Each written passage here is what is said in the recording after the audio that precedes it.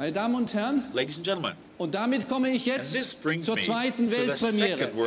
Hier kommt der neue BMW M5. BMW M5.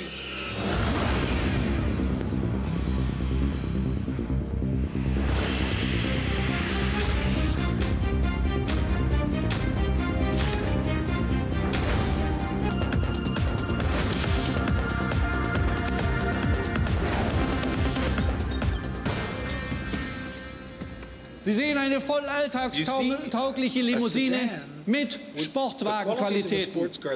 Der neue M5 ist die 5. Generation dieser Hochleistungslimousine. Und natürlich EfficientDynamics-Maßnahmen kommen auch hier zum Einsatz.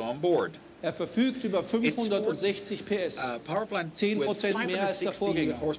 Er bietet 680 Newtonmeter, 30% mehr als der Vorgänger. Gleichzeitig aber haben wir die Emissionen um mehr als 30% reduziert. BMW M steht für eine eigene Philosophie, für Freude am Fahren, steht für Leistungsstärke, für Souveränität, für kultivierte Sportlichkeit und für Ästhetik.